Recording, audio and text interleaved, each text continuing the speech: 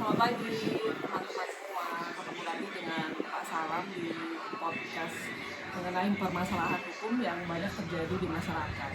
Nah, kali ini kita akan membicarakan mengenai fenomena kepailitan, di mana kepailitan ini banyak terjadi tidak hanya pada perusahaan, namun juga kepada debitur perorangan.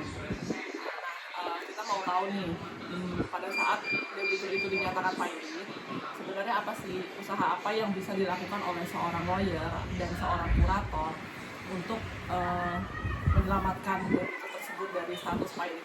Nah, silakan Pak. Baik, terima kasih atas pertanyaan. Saya kira satu pertanyaan tapi bisa menjawab di berbagai persoalan. Jadi kita mencoba explore dari pertanyaan yang ada. Jadi kalau memang fenomena kepailitan ini untuk saat ini sudah masuk pada ranah kepailitan terhadap perorangan. Jadi tidak hanya kepada perusahaan badan hukum ya, tetapi juga ternyata masuk pada kepailitan perorangan. Nah, ini yang memang perlu diantisipasi. Jangan sampai instrumen kepailitan, undang-undang kepailitan dan PKPU yang memang dari awal ditujukan untuk menjadi salah satu opsi penyelesaian kewajiban debitur kepada kreditur dengan cara adil tidak hanya kepada kreditur saja, tetapi juga adil bagi debitur, adil bagi kreditur yang mengajukan kepailitan, juga adil bagi kreditur lain. Karena ketika terjadi satu kepailitan, maka putusan pailit ini berlaku untuk semua kreditur, kan gitu. Jadi bagaimana putusan yang berlaku untuk semua kreditur itu adil buat semua kreditur. Nah, banyak sekali sekarang ini fenomena di mana debitur yang dipailitkan itu tidak hanya perseroan terbatas, tidak hanya badan hukum, bisa perseroan terbatas, bisa yayasan, bisa koperasi, ya kan. Tetapi kepailitan ditujukan pada perorangan, debitur perorangan. Memang secara instrumen undang-undang dimungkinkan itu, karena namanya debitur itu ya pihak yang berutang, dan nama pihak yang berutang itu bisa perorangan ataupun badan hukum ataupun CV ya, CV pun juga bisa, sekalipun CV bukan badan hukum, tapi dalam undang-undang kepailitan PKPU CV itu bisa dinyatakan pailit atau dimohonkan pailit. Nah, ketika debitur itu adalah perorangan, sebenarnya mekanisme yang dan kepailitan itu ditujukan untuk sebenarnya tidak semata-mata untuk memenuhi kewajiban debitur pada kreditur, tetapi ada tujuan lain yang sebenarnya itu tidak bagus, ya kan. Misalkan untuk mematikan usaha debitur, ataukah misalkan debitur kebetulan adalah pesaing dari bisnis kreditur, ya kan. Cara kemudian menghabisi reputasi bisnisnya di mata konsumen, ya kan, maka dipailitkanlah debitur. Karena ketika debitur dinyatakan pailit, maka kan dia tidak bisa tidak cakap untuk melakukan aktivitas terkait dengan harta kekayaannya. Nah, sebenarnya ini yang perlu dicari solusi memang, ya. Secara normatif, secara undang-undang memang ketika debitur diajukan pailit, maka pada sidang pertama debitur bisa mengajukan PKPU, penundaan kewajiban pembayaran utang. Nah, yang bisa dilakukan debitur kan cuma dua. Pertama, membantah permohonan pailit dengan debitur kemudian mungkin membantah adanya utang, atau membantah terkait dengan utangnya itu sebenarnya tidak sederhana pembuktiannya. Jadi ada pemohon, mungkin krediturnya mengajukan permohonan pailit, ya kan. Debiturnya kemudian bisa dalam persidangan itu bisa membantah terkait dengan utang yang dijadikan dasar kreditur mengajukan permohonan pailit itu sebenarnya tidak ada atau tidak eksis secara hukum. Atau bisa jadi dia bantah terkait dengan utang ini sebenarnya tidak sederhana, karena kepailitan ini kan memang pembuktiannya harus sederhana. Kalau tidak ada sederhana, nanti hakim akan memutus permohonan itu ditolak dan diselesaikan dulu di pengadilan negeri pada saat persidangan peradilan umum. Nah, atau kemungkinan yang kedua, ya, opsi yang kedua, ketika debitur diajukan kepailitan, pada sidang pertama dia mengajukan penundaan kewajiban pembayaran. Karena ketika diajukan permohonan penundaan kewajiban pembayaran utang, maka sengketa kepailitan ini tertutup, sementara akan diprioritaskan pada penyelesaian dalam wadah penundaan kewajiban pembayaran. Cuman sekali lagi, penundaan kewajiban pembayaran utang itu juga masuk pada wilayah kepailitan dalam undang-undang kepailitan PKPU. Debitur mengajukan penundaan kewajiban pembayaran utang, tapi ternyata proposal yang diajukan dalam PKPU atau penundaan kewajiban pembayaran utang itu tidak disetujui, ya, misalkan seperti itu, tidak disetujui oleh kreditur dengan persentase tertentu, maka dengan demikian secara otomatis debitur bisa pilot. Jadi kembali lagi ke kepailitan. Jadi sebenarnya kalau bisa membantah dalam sengketa kepailitan itu di persidangan itu membantah terkait eksistensi utang atau membantah terkait utang itu tidak sederhana pembuktiannya, maka di situ bisa dengan penolakan permohonan pilot. Tetapi kalau misalkan ternyata dia mengakui utang, sebenarnya utangnya diakui, ya kan, eksistensinya ada, dan pembuktiannya itu tidak bisa dia membantah bahwa itu pembuktiannya memang sederhana, maka ya mau tidak mau debitur harus pakai opsi yang kedua tadi, mengajukan penundaan kewajiban pembayaran. Tapi sekali lagi, ketika diajukan penundaan kewajiban pembayaran utang, maka di situ ada bingkai penyelesaian dalam wilayah PKPU yang kalau PKPU itu gagal, maka prosesnya masuk ke pailitan juga.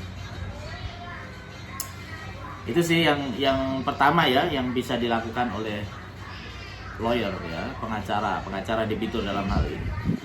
Nah, sekarang persoalannya bagaimana kalau debitur ada proses itu sudah terlewatkan, ya, proses itu terlewatkan, artinya dua bantahan itu tidak mungkin dilakukan dan kondisi debitur sudah pilot. Ini kan yang menjadi persoalan. Nah, seorang pengacara debitur itu harus memahami tentang ketentuan kepailitan dan PKPU, undang-undang kepailitan PKPU. Dia harus memahami tentang kewenangan kurator dalam melakukan pengurusan dan pemeriksaan data pilot. Karena kalau bicara kepailitan, maka di situ ada pengurusan dan pemeriksaan harta kepailitan.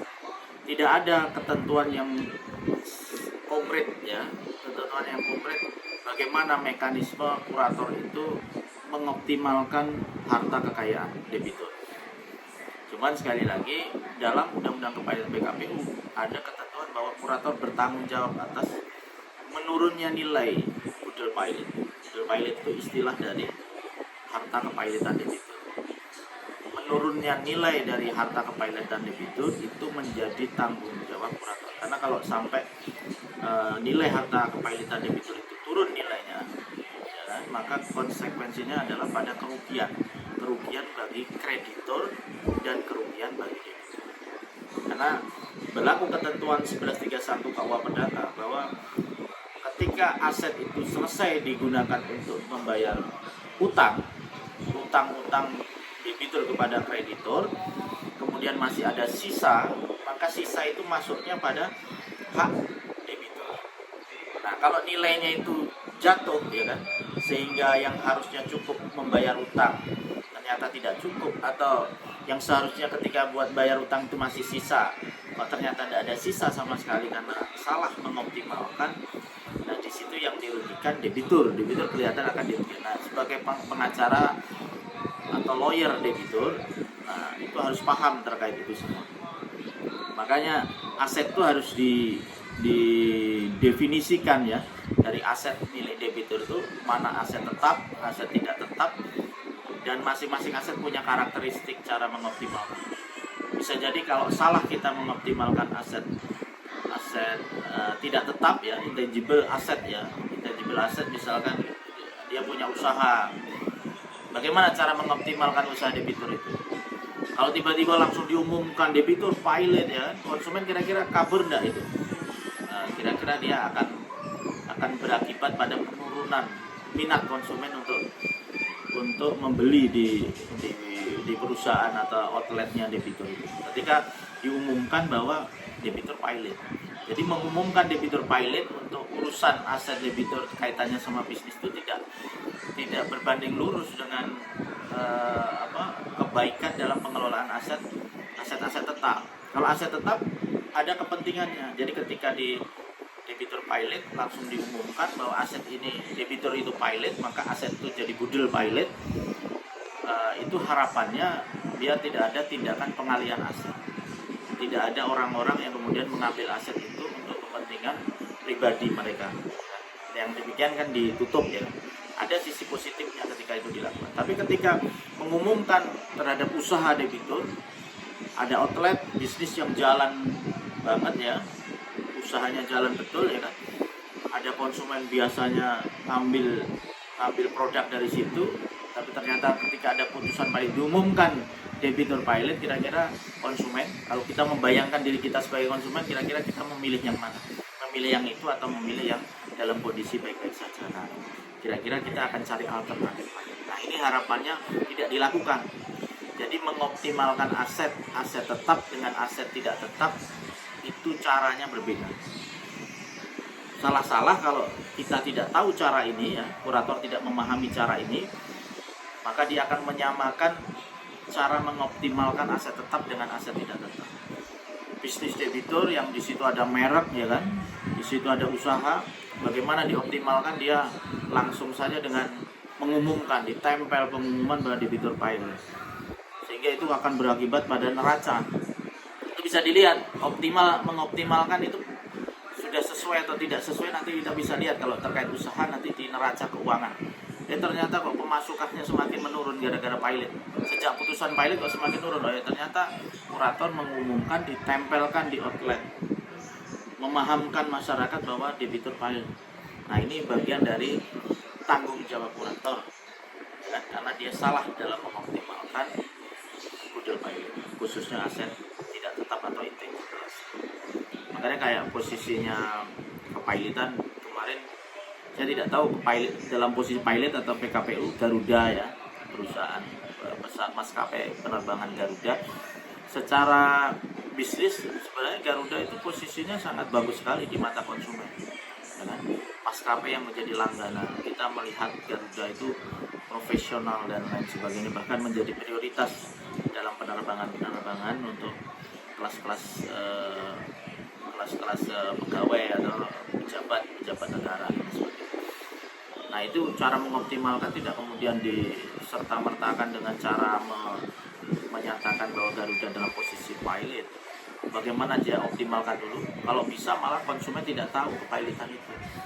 Jadi konsumen ditutup ya, tidak bisa mengerti tentang adanya kepilotan terhadap satu entitas bisnis itu.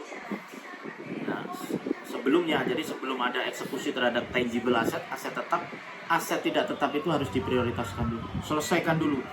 Apakah itu dijual, ya kan? Merek itu dijual ke pihak lain atau bisnis itu dijual ke pihak lain. Jadi menjual pada saat bisnisnya dalam posisi belum turun itu nilainya. Jadi karena yang bikin bisnis itu turun bisa jadi karena pengumuman informasi tentang kepilotan itu.